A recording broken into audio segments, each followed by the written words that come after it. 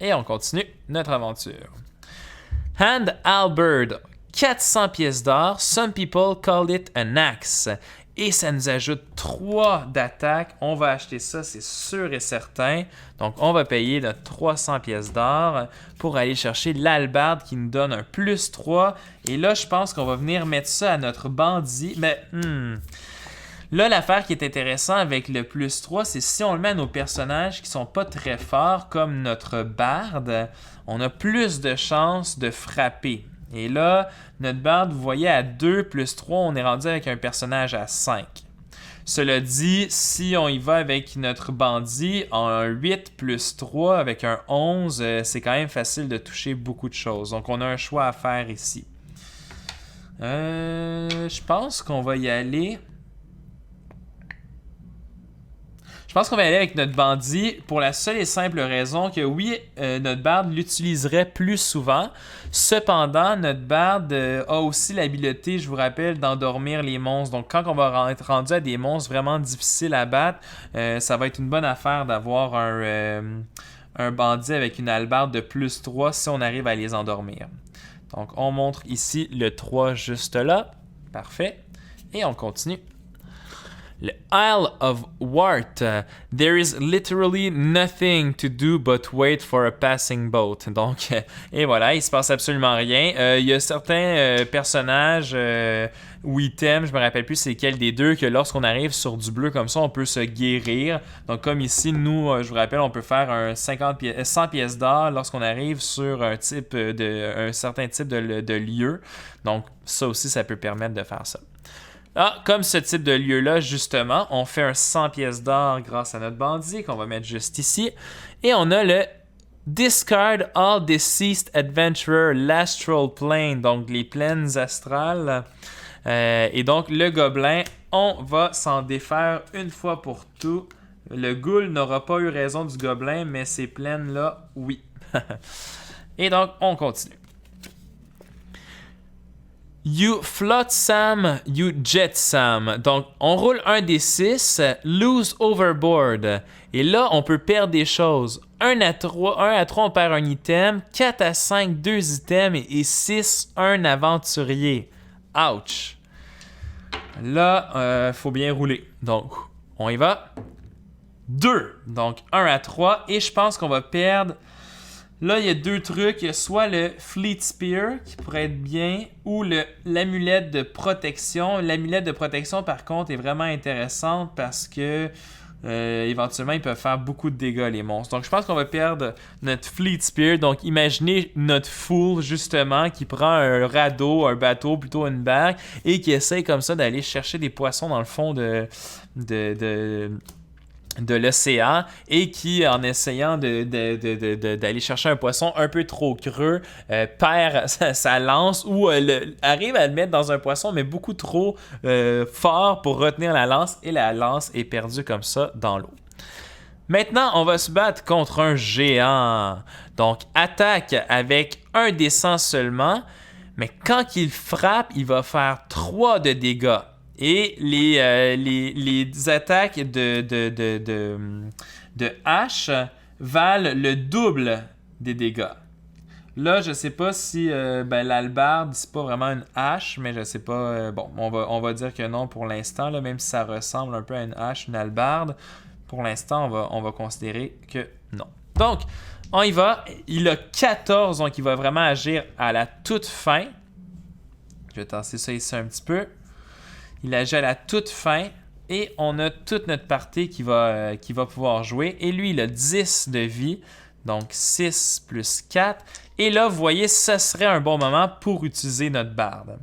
Donc, on va rouler un dé seulement pour essayer d'aller chercher 18, 19 ou 20. Mais comme on a 6 ici, on pourrait l'utiliser pour ce sort-là pour, si on roule 12 et plus, y arriver.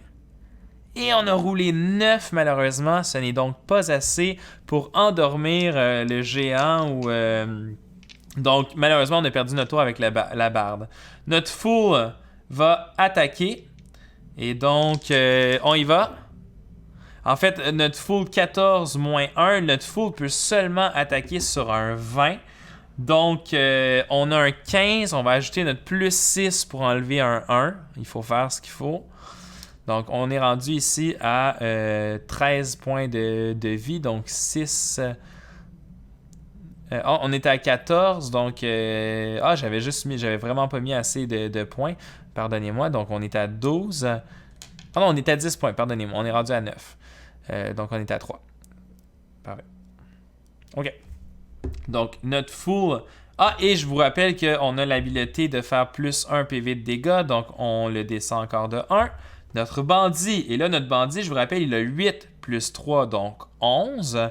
Donc, 14 moins 11, ça fait 2. Donc, 14 moins 11... attendez, 8, 9, 10, 11. 11, 12, 13, 14, ça fait 3. Plus 10, 13. Donc, sur 13 et plus. On a 19 et 15, donc on lui fait 2 dégâts. Ça, c'est super. On est très content de cela. Et le Firebird qui va attaquer. Donc, ici, on est à 14 moins 12, on est à 2. Donc, 12 et plus. 15 et malheureusement, on a un 11, donc on lui enlève un PV. Et là, lui, il va attaquer. Et là, on a un choix difficile à faire parce que vous voyez, lui, s'il attaque et il fait du dégât, il va faire 3 PV de dégâts et il va tuer automatiquement un des membres de notre clan. Donc, je pense qu'on va y aller contre le Firebird parce que c'est lui qui a le plus de défense et c'est lui qui a le moins de vie. Donc, contre le Firebird, on est à 12, moins 14, on est à moins 2, plus 10. Ça lui prend 8 sur ses dés. Il roule seulement un dé. 3. Donc 3, c'est pas assez. C'est excellent pour nous. Désolé, j'avais calculé à l'envers. 3, c'est pas assez pour nous toucher. Et donc, il n'arrive pas à nous toucher. On recommence. La barde essaie d'endormir encore une fois. 5, c'est pas assez. Le full attaque. 14, si on prend avec notre plus 6, on est capable d'avoir un 20, donc on va réduire de 2 sa vie. Parfait. Ensuite, notre bandit, je vous rappelle qu'on est à 11. Oui, parfait. Donc 8, 9, 10, 11. Donc 14 moins 11, on est à 3, plus 10, 13. 13 et 19, on lui enlève 2 vies. Il lui reste seulement qu'une vie. Et là, c'est notre Firebird qui doit y arriver avec 12 et plus. Et 14, on tue le géant. Ouais. Et on fait un autre 50 pièces d'or. Mais là, vous voyez comment que en temps normal, avec son 10 ici, fois 50, on aurait fait 500 pièces d'or. Donc vraiment, là, on n'a pas beaucoup d'argent, malheureusement, pendant ce tour-là. En fait, cette partie-là. Evening Gauntlets may not be worn by spellcasters. Donc 200 pièces d'or, il ajoute 2 de défense. À qui est-ce qu'on pourrait mettre ça? On pourrait mettre ça ici à notre barde. Ça pourrait être intéressant. Pour 200 pièces d'or, ouais. Je pense qu'on va y aller. On va l'acheter, ça c'est sûr. Mais à qui est-ce qu'on va le mettre? Notre barde, c'est intéressant. Je pense qu'on va le mettre à notre barde, ouais. Donc, je vais juste le mettre comme ça. Elle a les gauntlets qui lui donnent plus 2 de défensive. Donc, parfait. Oups. Pardonnez-moi. Prochain. Sea of Clone. Every adventurer receives 1 HP up to maximum. On aime ça. Donc, on guérit chacun de 1. Donc, on est ici à 3. Je vous rappelle que les persos ont un maximum de 6 de PV. Donc, on est ici à 4. Ici, c'est bon. Parfait. On est à 4 aussi. Et ici, on tombe à 4 également. Super. On continue. Les sirènes. Donc, les sirènes, in parties greater than 2, one adventure enchanted by sirens and misses the entire battle. Donc, elle a 6 PV avec une initiative de 8. Je crois que nous allons qui allons-nous faire en sorte qu'il manque la bataille? On va dire que ça va être notre héros. Donc, notre barde va manquer le combat dans ce cas-ci. Non, pas notre barde. Allons-y avec notre Firebird. Donc, le Firebird ne participera pas à la bataille. En même temps, c'est un peu weird d'un point de vue thématique, la Firebird. Il faudrait choisir entre le Fool ou le bandit. Ah, ben vous voyez ici, c'est écrit Some people call it an axe. Fait que notre hache ici, elle aurait dû faire 2 fois les dégâts. Je viens juste de le voir. Parfait. Donc, on y va. On va faire en sorte que le bandit va perdre son... ne va pas agir dans ce combat-là. Donc, premièrement, la barde attaque. 8 moins 2, on est à 6 plus 10, 16. 19 et 17, vraiment, je comprends pas ce qui se passe avec les dés, là. On est extrêmement chanceux. C'est fou, j'arrête pas de rouler super haut pour chacune de mes attaques. Notre Fool, donc, il est à 3. Donc, 8, 7, 6, 5, donc à 15 et plus. On a un 19, donc on enlève 2 PV parce que c'est un demi-orc. Notre bandit, malheureusement, il n'attaque pas parce qu'il est enchanté par les sirènes. Et la sirène va attaquer notre Firebird. Donc, il en est à 12 moins 8. Ça fait 2 plus 10. On est à 12.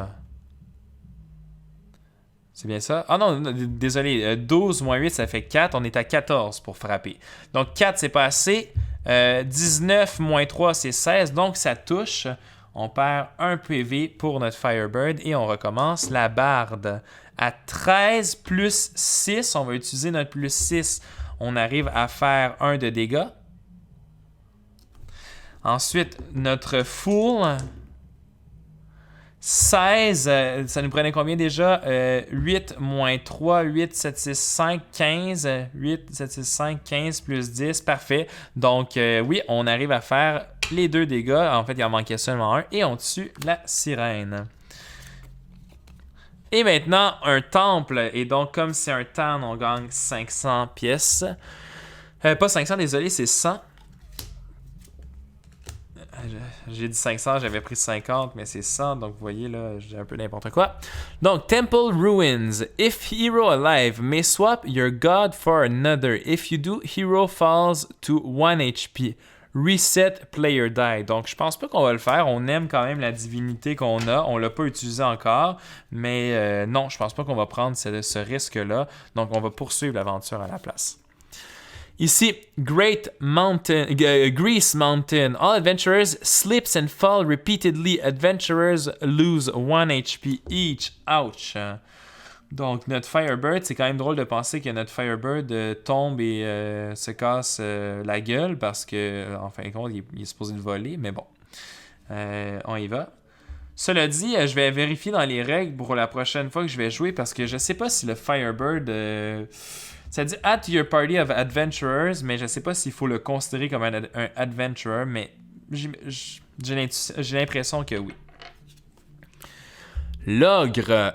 Any adventurer killed is immediately eaten. Discard adventurer, not items upon death. OK. Donc, il a 9, donc il va se battre ici. Il a 6 points de vie. On y va. La barde attaque, donc on est à 9 moins 2, on est à 7 plus 10, 17. Je pense qu'on va l'essayer de l'endormir.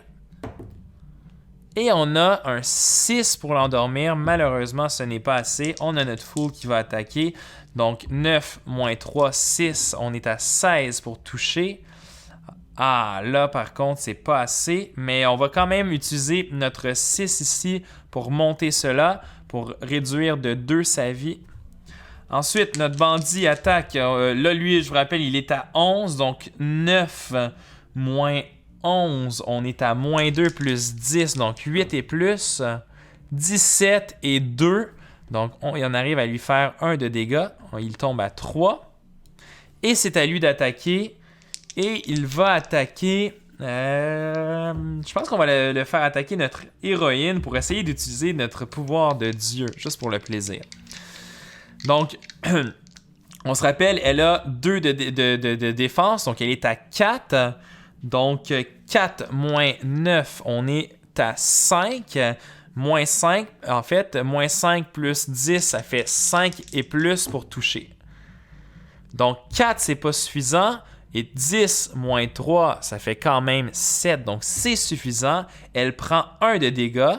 Par contre, comme elle a pris 1 de dégâts, elle roule 1 des 6. Et si on roule 6... attendez, if hero hit, roll 1d6. On 6 enemy, donc si on roule un 6, il va perdre des PV. On a roulé 2 malheureusement. Il ne perd pas de PV. Notre dieu ne maudit pas cet ogre. Firebird, donc 12, on est à 9 moins 12, on est à moins 3. Donc ça lui prend plus 7 et plus pour toucher. On a 18, 19. On arrive à réduire sa vie à 1. Nouveau tour, la barde tente d'attaquer. On a 17, on utilise notre 6, peu importe, on touchait même avec 17. Et donc, on tue l'ogre. Ça nous fait encore une fois un 50 pièces d'or. Je remets ces 50 là, je reprends ces 100 là. Excellent. Maintenant, le Sentient Mace does 3 HP damage on 2 concurrent hits. Ouch! Et là, considérant que ça coûte 500 pièces d'or, 1, 2, 3, 4, oh non, il nous manque 50 pièces d'or, malheureusement, on ne peut pas l'acheter. Si on avait pu l'acheter, je pense que je l'aurais donné au Firebird juste pour le plaisir, considérant qu'on donne les mêmes dégâts au Firebird, par exemple, lorsqu'on tombe. J'aurais aimé ça avoir un Firebird avec une masse dans ses griffes ou peu importe, là. Donc, voilà, on ne peut pas l'acheter, on continue. Ambush, free attack before battle begins. Et ça, c'est super intéressant. Le ambush, la façon que ça fonctionne, c'est qu'on le garde. Et lorsqu'on va piger une carte rouge, donc d'ennemi, on va pouvoir décider est-ce qu'on le ambush. Et quand on va décider de faire un ambush, on va pouvoir sélectionner un héros qui va attaquer une première fois et après ça, on va continuer le tour comme à la normale. On y va. Enchantress, crit. Highest value adventurer immediately attacks lowest value adventurer with 1d20. Ouch! Et là, on aurait aimé ça avoir... On a l'amulette de protection, excellent. Donc, on va pouvoir annuler le crit effect avec notre amulette de protection. Super. Si jamais ça arrive. Donc... on a ici un 10, donc elle attaque juste avant le Firebird. Notre barde va tenter encore une fois d'ensorceler, en fait d'endormir l'Enchantress. 19, c'est réussi, l'Enchantress n'attaquera pas ce tour-ci, excellent. Maintenant le Full attaque. Donc on est à 10, donc 3 moins 10, on est 10 moins 3, c'est-à-dire on est à 7, il faut 17 et plus pour toucher. On a 13 et 12. 13, on l'utilise, notre plus 6, ça nous monte à 19. On va réduire sa vie de 2 grâce à notre half-orc. Le bandit attaque, donc on est à 11. Donc on est à moins 1, plus 10, 9 et plus. 14 et 17, 2 de dégâts. L'Enchantress est en train de somnoler, malheureusement pour elle. Notre Firebird attaque à 15. Il touche parce qu'il lui fallait 8 pour toucher. Donc, ça fait 1 de dégâts. Et on recommence le tour. Oups, je viens juste d'accrocher la pile juste ici. On recommence le tour. Notre barde attaque 19 et ça touche. Et donc, elle arrive à finir la Enchantress comme cela, avec 50. Et là, vous voyez encore une fois, quand je vous parlais un peu plus tôt de la version un peu plus facile, un peu plus difficile du jeu, d'avoir seulement 3 aventuriers, de perdre 1 point ici à chaque fois qu'on l'utilise, ça vient balancer un peu le jeu, mais je voulais quand même vous le montrer, sa version vanille, là, sa version comme elle a été pensée par l'auteur. Elle, donc, pour 50 pièces d'or, Until battle ends, adventurer attacks with 1d20, all hits 1d6 damage, discard after use. On achète ça, c'est sûr et certain, et on va donner ça à notre Firebird parce que pourquoi pas, ça va être très drôle de voir un Firebird qui va attaquer comme ça, de saouler notre Firebird pour pouvoir arriver à attaquer plus agressivement les monstres. Place of Ekadzak. Donc, on gagne un 100 pièces d'or ici. Et qu'est-ce que ça nous donne? Take next to adventurers card. Adventurers join with 2 HP each. OK. Take next 2 adventurer cards. Adventurer join with 2 HP each. OK. Donc, on vient de trouver des nouveaux aventuriers. Et là, on vient juste d'agrandir encore plus notre party. On a ici le Maiden. Donc, Maiden, qu'est-ce qu'elle nous donne? Extrinsèque, mais sacrifice self to end battle. Invert card to indicate death. Parfait. Donc, c'est aussi simple que ça. Et on a également le Cleric qui va nous donner... D'ailleurs, je vais juste mettre le 2 tout de suite ici. Le Cleric qui va nous donner... inflict 2 HP damage on an enemy once per battle. Puis extrinsèque, Spellcaster knows one spell. Donc, je vais pouvoir finalement vous montrer comment les sorts fonctionnent. Donc, j'essaie de tasser mes trucs comme ça juste pour que vous puissiez voir tout à l'écran. On va tasser ça là, ça ici et ça là. Donc là, vous voyez, on commence à avoir 1, 2, 3, 4, 5, 6 aventuriers. Vraiment, là, ça va très bien pour nous. On a le deck ici qu'on doit être rendu à la moitié ou pas vraiment, ouais, passer la moitié peut-être même. Fait que là, on commence à avoir des chances d'arriver à la carte Home à chaque fois qu'on va tourner une carte. Donc, Short Sword and Ribbon may not be wielded by spellcaster. Oh, j'ai oublié de faire quelque chose. Par contre, j'ai oublié de prendre notre sort. Donc, le sort, on le pige au hasard. Nos sorts sont juste... attendez, ils sont juste ici. Donc, le sort du Cleric, c'est Fortify. For entire battle, all adventurers add 2 to base card value when attacked. Aha! Donc, c'est excellent. Ça donne 2 de défense à tout le monde. Comment est-ce qu'on utilise des sorts? C'est assez simple. Il faut dépenser 1 point de magie. 1 point de magie, ça peut être dépensé en perdant une vie ou en payant 200 pièces d'or ou en réduisant le dé de bonus de 1. Donc, vous voyez, là, on les utilise pas, nos dés de bonus, parce qu'on n'a pas vraiment de spellcaster. Mais si on avait eu des spellcasters, on les aurait plus utilisés. Toutefois, chacun des sorts est bon seulement pour une fois. Donc, quand on aura joué notre Fortify, nous allons perdre ce sort-là. Et on venait juste de piger la Short Sword and Ribbon, may not be wielded by spellcaster. Elle coûte 300 pièces d'or et ajoute 2 d'attaque. Donc, je pense qu'on va l'acheter. On va venir mettre ça ici et on va donner ça à notre Maiden, je crois. Ouais. Non, on va donner ça à notre Fool. On va donner ça à notre Fool parce qu'on se rappelle, le Fool, ce qui est intéressant, c'est qu'il fait 2 dégâts, plus 1 de dégâts vu qu'il est half-orc. Parfait. Donc là, vous ne voyez plus vraiment ma pile ici, mais je vais la mettre juste là. Close Fitting Helmet. Donc, Close Fitting Helmet may not be worn by Spellcaster. Ça nous ajoute 3. Par contre, on n'a plus assez d'or. On a seulement 250 pièces d'or, donc ça ne fonctionne pas. Et là, on vient d'aller chercher un 100 pièces d'or avec notre bandit parce qu'on est dans une région tan. Et donc, Dwarven Blacksmith, Enchant Weapon and Armor, plus 1 per 400 gold pieces, up to plus 6. Donc là, on n'a pas assez d'or, mais si on avait eu l'or, on aurait pu prendre une arme qu'on a ici et ajouter un plus 1 de dégâts en payant 4 pièces d'or. Donc, on aurait pu faire en sorte que nos armes soient encore plus fortes. La taverne. All halflings to max HP. Malheureusement, on n'a pas de halfling, mais comme c'est une carte tan, on gagne quand même un 100 pièces d'or. Port of Merits.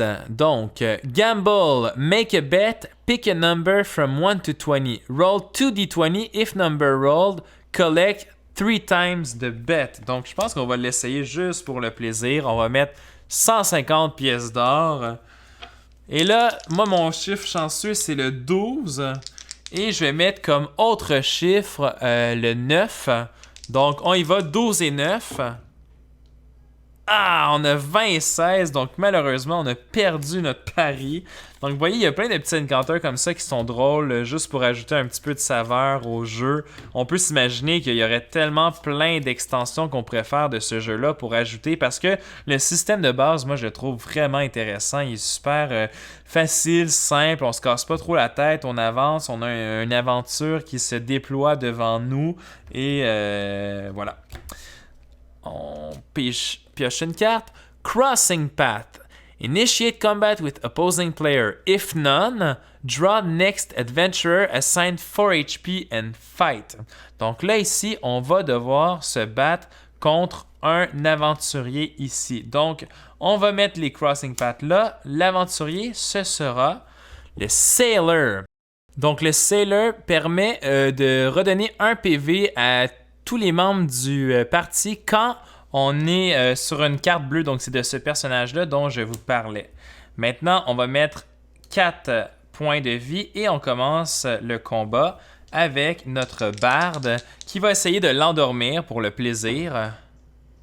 10. Malheureusement, même avec notre plus 6, c'est pas assez. Donc, notre fool attaque le Sailor. Il a 3, 4, 5 grâce à sa nouvelle épée.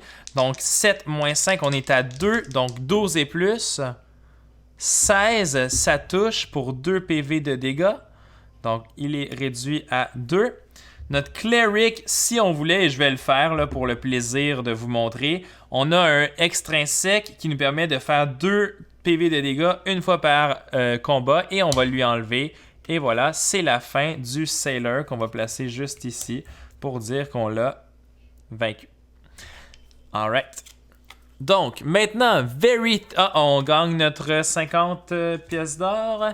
Maintenant, Very Thick Cloak, your best defense against cold nights.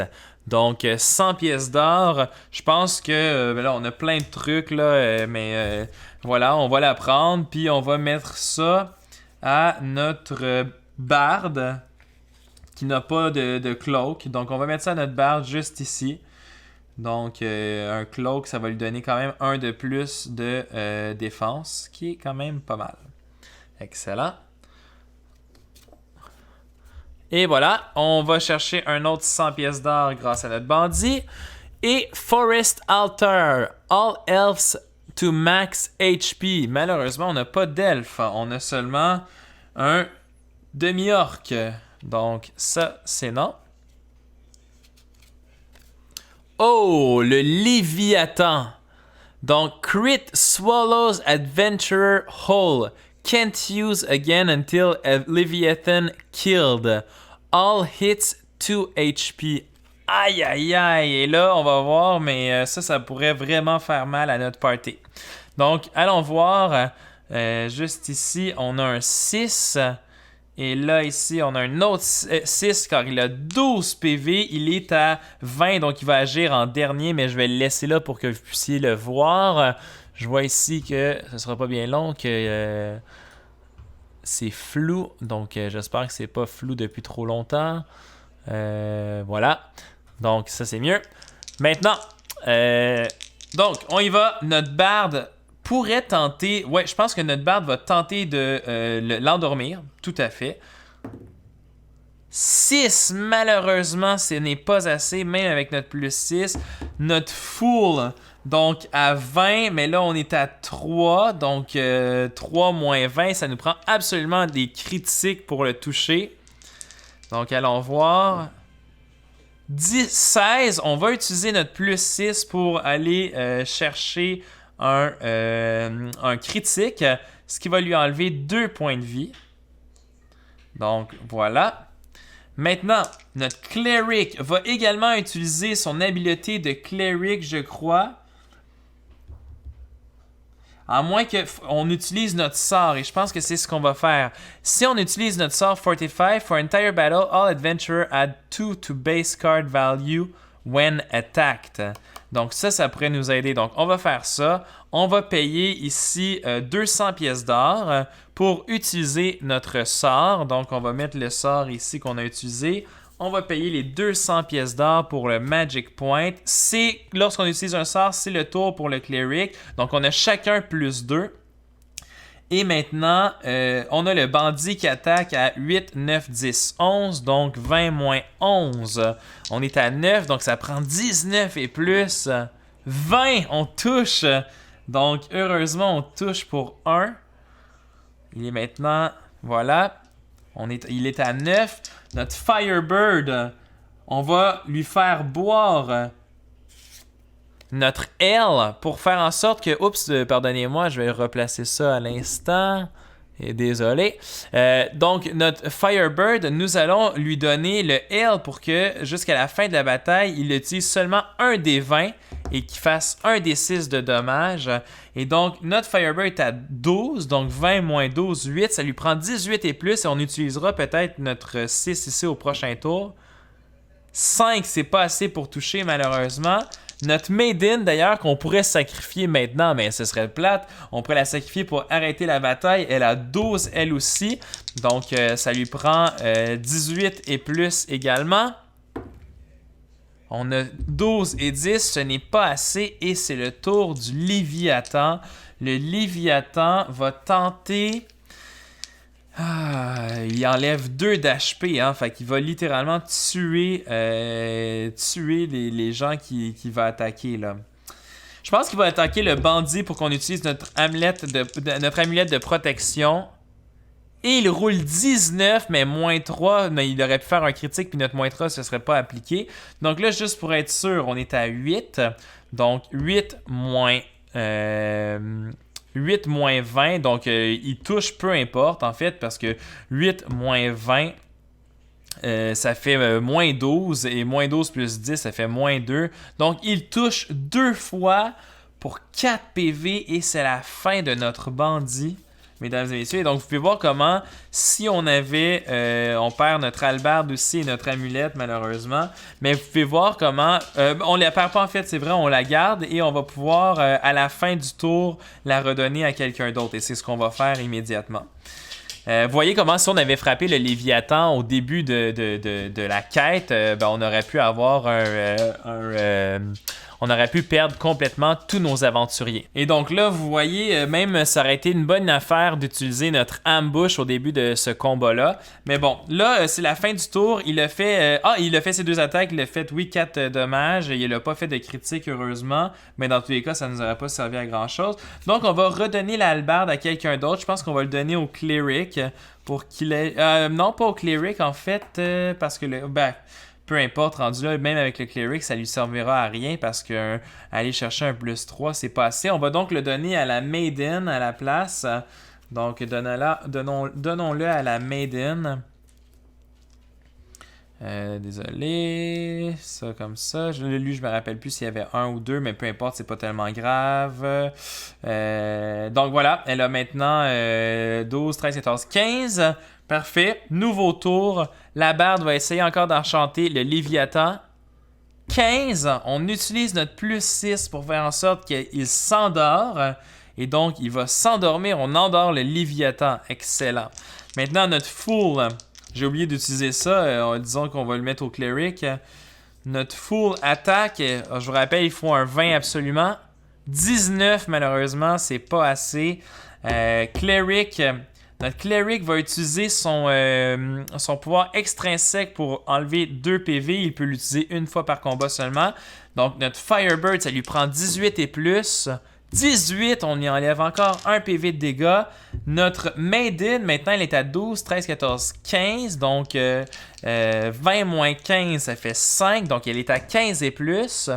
4 et 5, ce n'est pas assez. Le Léviathan dormait, donc on recommence un nouveau tour. La barde va essayer encore une fois d'endormir le Léviathan.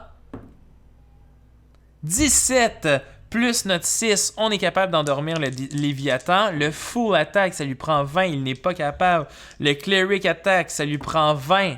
Il a fait 1 PV de dégâts. Donc, il est à 5. Notre Firebird a besoin de 18 et plus. Ça ne touche pas. Notre Maiden a besoin de 15 et plus. 19, ça touche. Donc, on retire encore 1 PV. Le Léviathan dort toujours, je vous rappelle. La barde attaque. 3, malheureusement, on ne pourra pas utiliser notre 6 pour l'endormir. Donc, le Léviathan va faire du dégât. Notre Full attaque, mais ne touche pas. Il a besoin de 20. Même chose pour le Cleric. 18, on va utiliser notre 6 ici pour faire des dégâts. Donc, il tombe à 3 PV. Ici, on a besoin de 18, je vous rappelle. Ça ne touche pas. La Maiden a besoin, elle, de 15.